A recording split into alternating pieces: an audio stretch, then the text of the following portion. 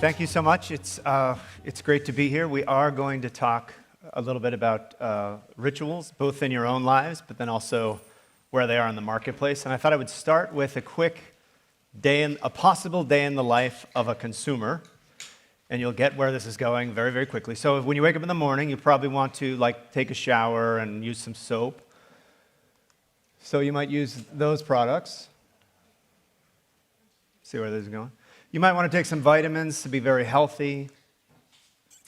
If you're a man, you could take Essential for Men. If you're a woman interested in childbirth, you could take that kind. Then you probably want to get dressed, so you maybe put a hat on and put some jewelry on. Then you need your coffee or tea, like we all like to have every morning. Then middle of the day, you might be a little bit hungry for a quick little snack. And then at the end of the day, you probably want to top it off with like a nightcap of something like alcohol. Maybe real alcohol, not non-alcoholic, but that's completely up to you. So I could go on and on, actually. These aren't brands that are using rituals in their marketing or with their consumers. These are brands who literally use the word ritual in the title. And if you Google ritual brand, you'll get more. And it's almost every product category you could imagine. Marketers are saying there's something about ritual. And so the question is, what is it about ritual? Why do at least we have the theory that something about this word really resonates emotionally with people? So to understand that, we first have to understand what rituals are, and especially what they are compared to habits. What is the difference, and how do we think about them differently? So, question for you. So in the morning when you're getting ready, or at night when you're getting ready for bed, do you brush your teeth and then take a shower? Or do you take a shower and then brush your teeth? So raise your hand if you brush your teeth and take a shower. And then raise your hand if you take a shower and then brush your teeth.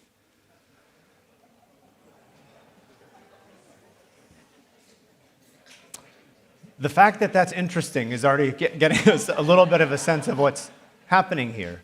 Bizarrely, all over the world, country after country, it's usually 50-50, 60-40, 40-60, something like that. There's no culture that I've been to that has decided what is the right way to do these two things in. Humans have not decided which one should come first. So keep that in mind, keep your order in mind. And the key question is this one, actually. So tomorrow morning, if I said, instead of your usual thing, brushing your teeth and taking a shower, would you take a shower and then brush your teeth? And same over here. If you're a shower first person and then you brush your teeth, imagine I said brush your teeth and then take a shower. And really kind of imagine doing that and see how it feels. Raise your hand if that doesn't bother you at all, you couldn't care less. And raise your hand if something about that bothers you, but you're not exactly sure why. That one's often more like 60-40, 75-25. So what's happening there? Some of you couldn't care less what order you do these in. Some of you had the feeling, and of course we do interviews, people say, if I did it in the wrong order, I'd feel off all day. I wouldn't feel ready to start my day. I'd feel weird. I'd feel uncomfortable. People who don't care think you've lost your mind because they're just thinking, what is this? It's just showering, brushing your teeth. Who cares? A little bit, that's the difference between a habit and a ritual. Habit is the thing you need to get done. So every morning you need to brush your teeth and you need to take a shower. It's like a checklist. You're checking them off. It's good to check things off your checklist. We like to have good habits, but there's not a lot of emotion in them. You couldn't really care about the order and things like that. Rituals are something where we start to care about how things are done, not just what things we are doing, which means suddenly we care kind of deeply about the order in which we do these two tasks.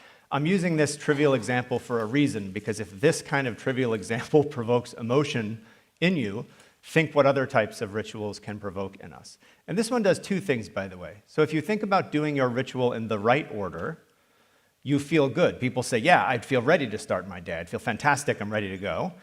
Positive emotions. If it gets disrupted, though, or if I make you do it differently, negative emotions. You feel uncomfortable and weird all day.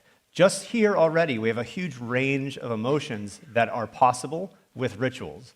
And the other thing that's very possible with rituals is, and I saw some of you doing this, you raised your hand for one of them, and then the person next to you didn't, and you were like, what the? And then even worse, I did the other one, and they raised their hand, and people are like, what the, like, who are you? Like, what kind of a person would ever brush their teeth and then take a shower? So not only do we privately care about them for ourselves, but they're also social. We actually start to care how other people are doing them as well. Again, even silly things like this. We've done research, for example, one of the greatest debates in couples is the toilet paper debate. Should toilet paper come off the top, or should it come off the bottom? Raise your hand if it should come off the top. Raise your hand if it should come off the bottom. I think people have gotten divorced over this issue. And we interviewed this couple where over and over again, every time they go in the bathroom, they'll take it off and flip it, and then the other person comes in and they'll take it off and flip it back. Last question about dislike. Think about this. If you live with someone, your partner, do they load the dishwasher correctly or incorrectly? Raise your hand if your partner loads the dishwasher incorrectly. Mm-hmm. Raise your hand, by the way, if you load it correctly. Yeah, same people. Including, again, married people looking at each other like, yeah, you don't know. So, I'm using these examples, again, because they are trivial.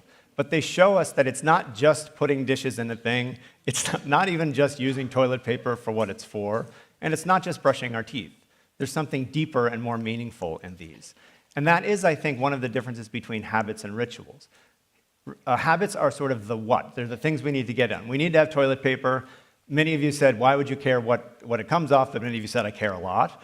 And then rituals have this how, the order that they happen, the specific way that they happen, which coffee you have, what order you have your coffee in the morning. These things start to really matter in sequence and provoke a lot of emotions. And for me, I think about habits as automating us. In fact, the research on habits says the best thing that you can have is an automatic habit. I don't have to think every morning, should I go for a run? I just go for a run. That means you've really won. That's a fantastic habit. And I'm not, by the way, opposed to habits. I wish I had better habits. I didn't go for a run. I wish I had better habits myself. But they are often a little bit emotionless. They're kind of going through the motions of everyday life. Rituals can bump us out of just the slog of everyday life and bring us into something a little more animated. Again, even with things like brushing our teeth and taking a shower, already we're able to imbue these actions with more meaning and more emotion, which is a big opportunity for us, actually, to think about what we're doing in our everyday lives and how we can imbue them with more emotion. Some of you are saying now, I don't have any rituals at all. I've never done any of this stuff. This is for like crystal people or something like that. So have you ever, a couple examples, have you ever made a cake that looks perfectly nice, like you frosted it carefully and everything, and then before you serve it, you take candles and put them in it, like a lot of them, then you light the candles on fire, then the wax drips all over the cake, then you put it in front of a child who probably has a cold, and they blow all over the cake to get the thing out, and then you serve the cake. We know what that is. It's a birthday cake. Cake is great anyway, but what do we do when we have a birthday cake? We're completely elevating it into something entirely different. Now it's the thing that we do to celebrate a passage, actually, from you were this and now you are this, and we are all here to witness this passage from this to this, and humans love to use fire in rituals. It's like one of our favorite, like thousands of years ago, like let's get some fire involved. We really like the fire and blowing out the fire. It's just a birthday cake, but you see all the stuff that's in it. By the way, I was talking to my daughter is 8, and I was asking her, why do you think people put candles on cakes? Like, what do you think is going on with that? She looked at me like I was the biggest idiot in the world, and she was like, so you know how old you are? So that was, which is a pretty good answer, actually. Okay, one more. Have you ever done this? So now you are out, or actually here, but out at a bar, and you've got some beer in the glass, and it's perfectly poured, and you're ready to have the beer. And before you drink the beer, you and the people around you raise the beer and smash the beers against each other, sometimes spilling some of the beer that you would like to drink, then say one word, and then drink the beer. Actually, say the word that you use in your culture when you do that. You go blink, and then what do you say? Cheers. We've got some different ones. Here's just some from all over the world. Nearly every culture we've looked at does something like this. You clink the thing, then you drink the thing, and you say a word or two or three words that almost always means something like something about a good year, something about luck, something about health, some celebration. Again, it's beer. I mean, I like beer in a glass just by itself, but what are we doing when we do this clinking thing? We're adding an enormous amount of emotion to a very, very simple action. We are all saying to each other that we care about each other, and we're literally wishing each other good luck. We're all saying we care about each other just from the clink of a glass. And if you think more and more about your everyday lives and about special occasions, we often have these kinds of things that come to us that we do that add meaning to these sorts of things. Brands, of course, are onto this. So this is the Stella Artois pouring ritual. They use very religious words, actually. So if you see, there's the sacrifice, the beheading, and the bestowal. They're really trying to use this feeling of ritual to get us going. But we studied these kinds of rituals that are given to us. Like I didn't come up with the idea to put candles in a cake. My family told me to do that, and culture tells us to do that. Clinking the glasses, we saw our parents and grandparents, so we clinked that. A lot of rituals arrive ready-made, in a sense, and they're very, very important in our lives. But when we started interviewing people about their own rituals, we found that they did those for sure, but then they would say, but I also do this other thing myself. And those became very, very interesting to us. So this was a woman who we said, what do you do in the morning? She said, spontaneously, I've been collecting tea from all over the world for years. Around 10 a.m., I walk over to a globe I keep in my office. I spin it and let my finger land on a country. The location on the globe determines my tea for the day: Earl Grey, golden chai, mate, lemon, say, jasmine, green tea. Then she says, whatever I'm drinking, I always take a few minutes just to enjoy what makes each cup so special and distinct.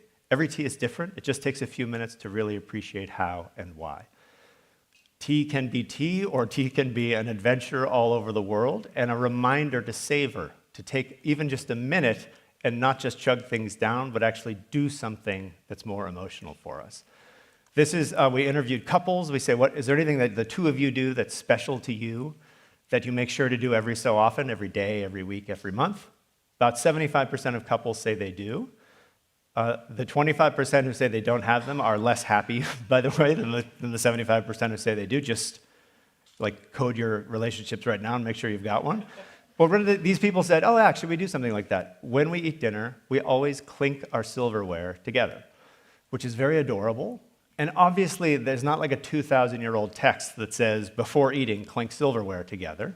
They came up with it themselves, and it comes to mean something to them about their relationship. Or here's one from the show This Is Us. This is a sad one, I apologize.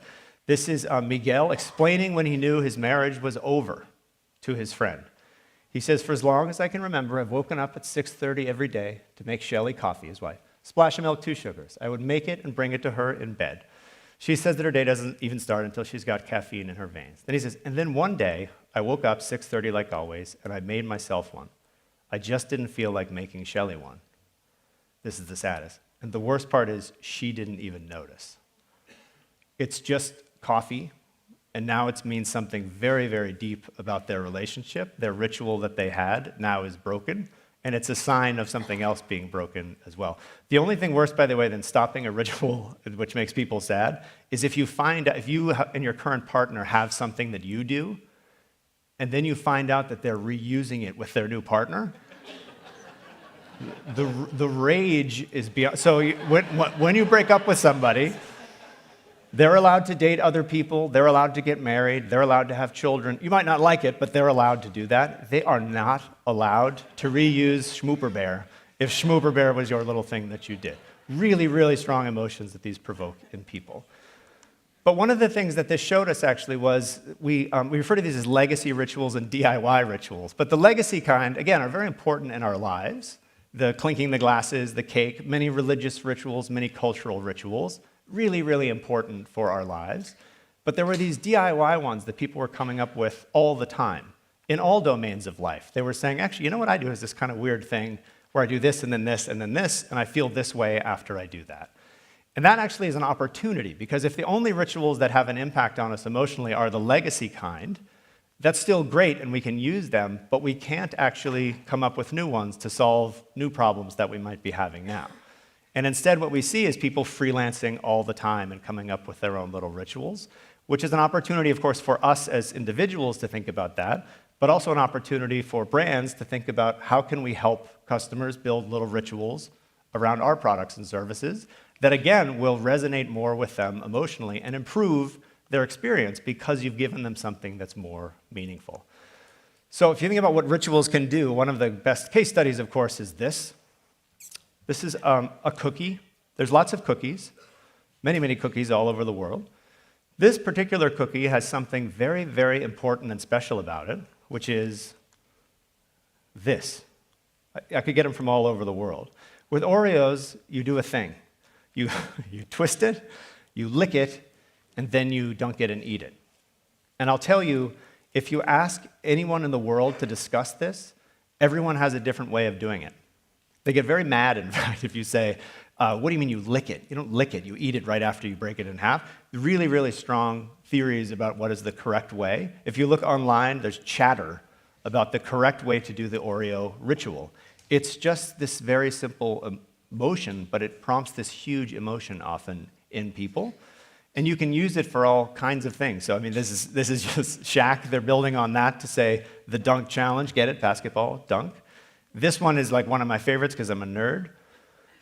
This is real. This is a real academic paper. Splitting Oreos evenly is hard, so researchers at MIT launched an investigation. I don't know what any of that means. Maybe some of you do. But thinking about the way in which rituals then permeate, it's free. People really like doing them, and they like talking about them. And again, they have this emotional resonance that if you're just eating a cookie, you're just eating a cookie. If you're doing an Oreo, you're engaged in some kind of ritual that maybe even you learned from your parents, all these kinds of very deep and meaningful things. So the question is, how do they actually work? So how do we, when we come up with things ourselves, somehow imbue them with... You can understand the 2,000-year-old kind have the history behind them, so you could see why today we say, I bet that probably does something because it's been around for so long. But what about the kind that we come up with today? How do those get any meaning without all of that historical baggage?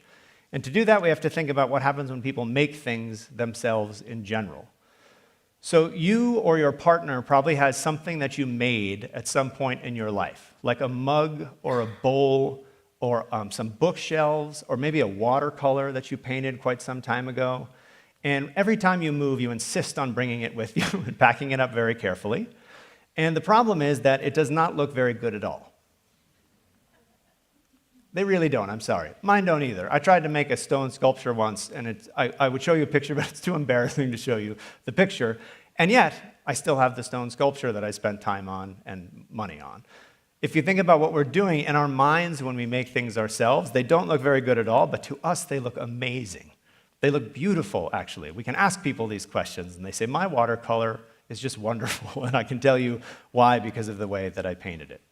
So what's going on there? Why do we, if we saw the same ugly mug that someone else made, it's terrible, but what is it about our mug that makes us feel like, no, this one that I made is really valuable?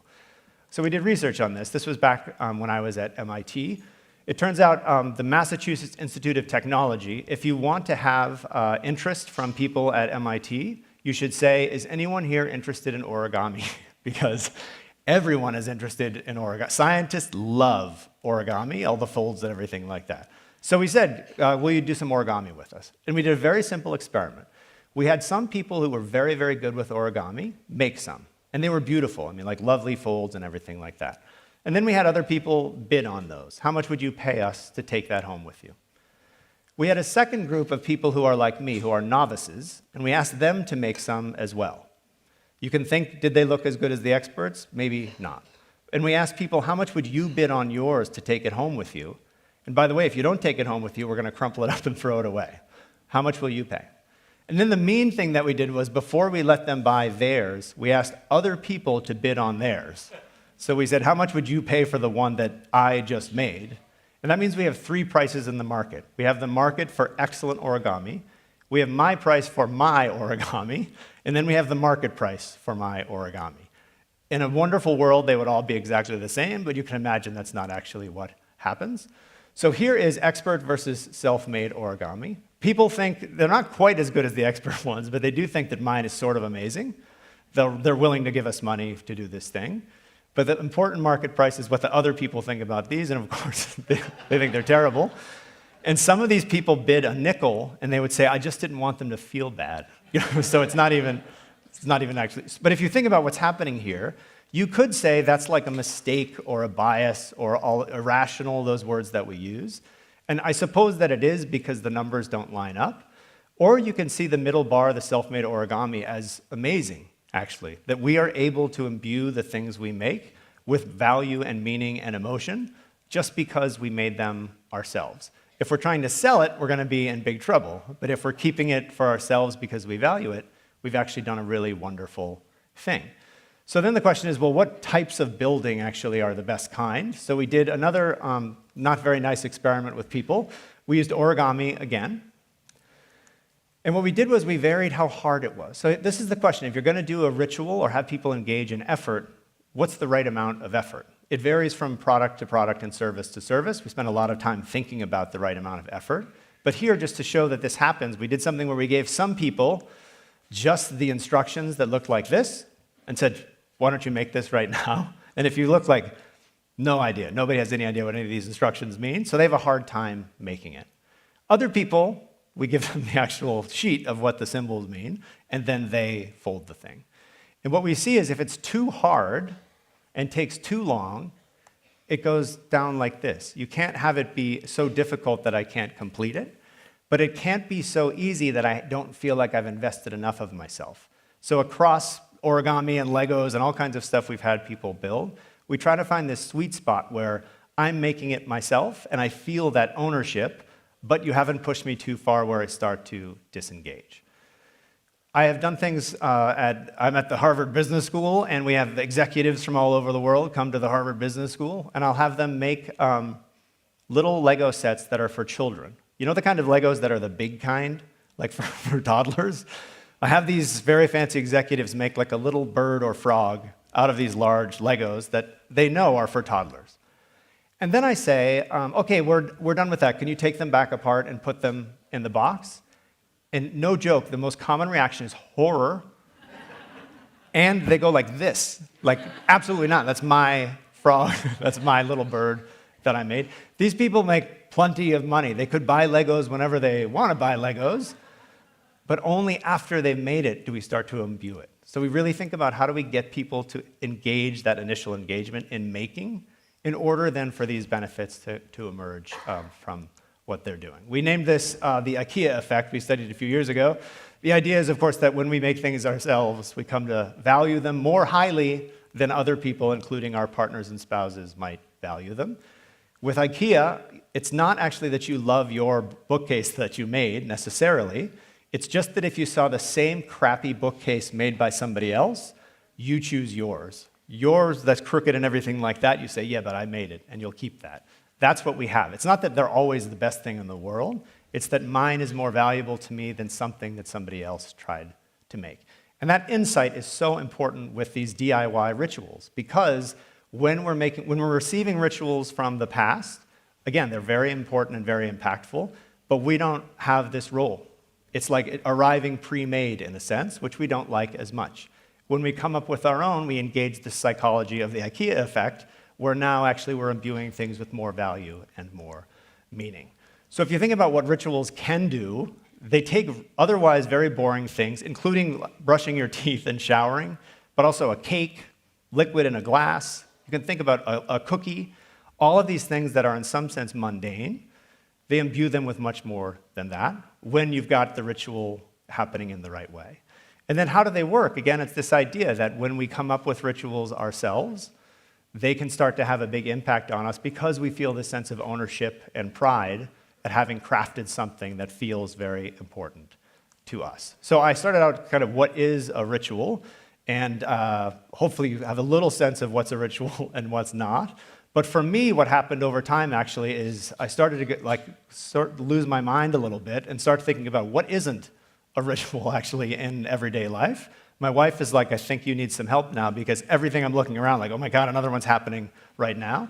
They're all around. I mean, this is a ritual that we're doing right now. I put a jacket on, so that means I can go up here. And you have to sit there and listen to me talk for a really long time. But if we went outside right now, and I said, all of you quiet down, I'm going to talk for 45 minutes, absolutely not. not allowed because we're here and this is where the ritual happens. So just thinking about the opportunity of ritual all over our everyday lives. I talked today about the research that we've done with consumption rituals, with consumer behavior, but we've looked at them in all domains of life across different research projects. They're incredibly important in our families, and our relationships, and our ability to control ourselves and try to be a little bit healthier, in our teams at work. All over the place, we see the importance of these kinds of rituals. Opportunity to play with them yourselves, and of course, opportunity to think through how this might resonate with your stakeholders. So if you want to know about your own rituals, there's this rituals quiz that we developed. Across domains of life, you can tell us what rituals you do and which ones you don't. If you don't think you have any rituals, ask your partner to fill it out for you, or ask your children to fill it out for you, and they'll be like, oh no, Dad's got a lot of rituals actually, and they'll know exactly what they are. But it'll tell you in a sense where you are in your own life and give you a sense of where opportunities you might have to try them out a little bit more. Thank you so much.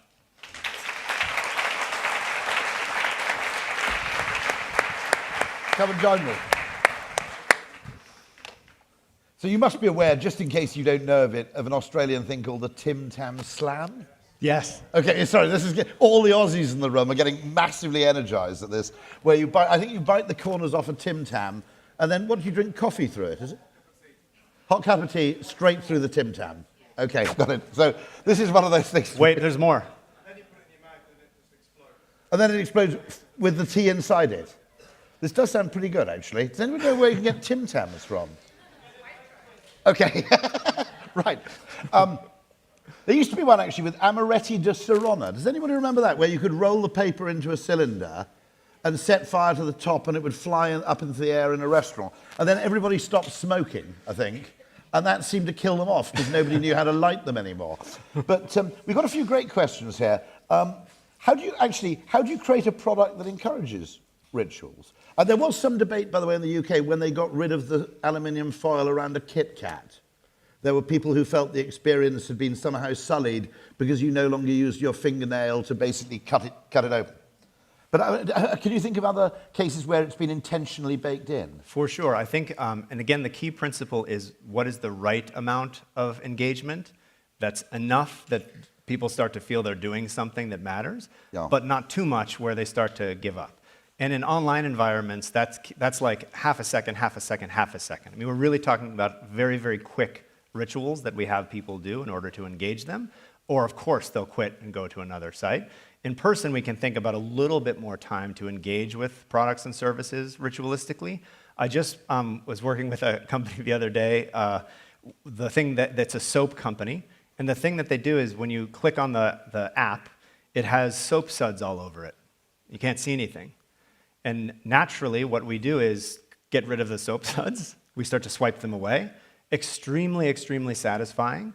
And we can see that when you engage in that kind of effort, now I'm more ready to engage with the product because I put in just enough of my time going through this little ritual to start to see the product in a different way.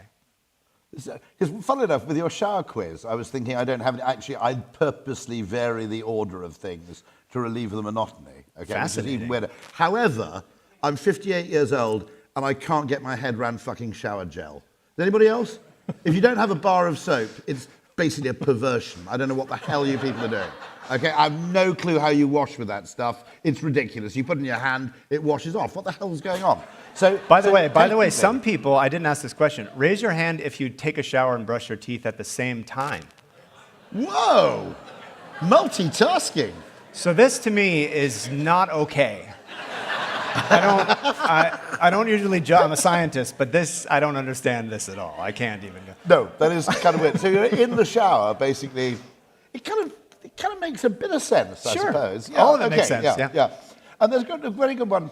This is a great one, actually. How would I introduce rituals to encourage good cybersecurity behaviors, like not clicking on things or reporting things? Because I imagine this could be a really, because so much of our use of IT becomes kind of instinctive. Yeah, that's a great question. We haven't looked at cybersecurity in particular, but we do see that engaging people a little bit before they do the action that you want them to do or not do, as it may be, we're fighting against companies that know how to bring us down the funnel to click the thing that they want us to click.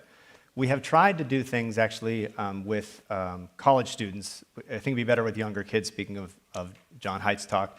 College students, where we have them try to think before they engage with new products and services.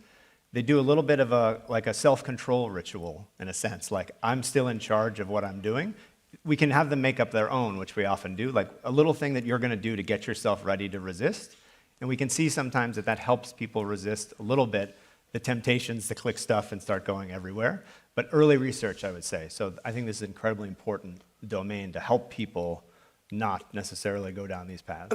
Possibly obsessive-compulsive disorder is the human ritual instinct taken to an extreme level. Is that possibly fair? We do see that. So if you think about rituals versus too many rituals, often we're doing rituals in the service of something else. So you're taking a shower and brushing your teeth the way you do it in order to then leave the house and have a good day.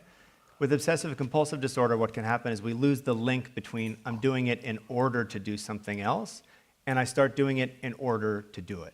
And so and in fact, one way you diagnose OCD is if it starts to interfere with your everyday tasks and other goals, that's when, I don't know the exact percent, but that's when we can start to say, now rituals actually are taking you over rather than helping you with things you wanted to get done. I came across someone who had to use their car windscreen wipers an even number of times, which is often manageable, but then they had to drive from London to Glasgow in heavy rain, at which point the counting becomes The counting is impossible. hard. The counting is hard. And we actually, I know I'm over time, we actually created one accidentally, and I only discovered this by accident, which is we created this promotion for the restaurant Dishoom, where if you dined and paid the bill before 6 p.m. on a Saturday, Monday to Thursday, which are the quietest times, you got given a die, I know it's technically called, as a loyal customer, and if you threw a 6, you got the whole meal for free. Okay, now, it's only a 16% discount, actually. But the fascinating thing, I got into conversation during COVID with a company called William Blair Associates in Chicago. They didn't know we'd come up with this idea. And when they knew I was in London, they started obsessing about every time they come to London, they have to go to Dishoom before 6 o'clock, okay, on a Monday to a Thursday. They bring along a colleague from the London office because they think he has a hot hand, okay? And they go through this ritual. Now, that's quite funny in itself.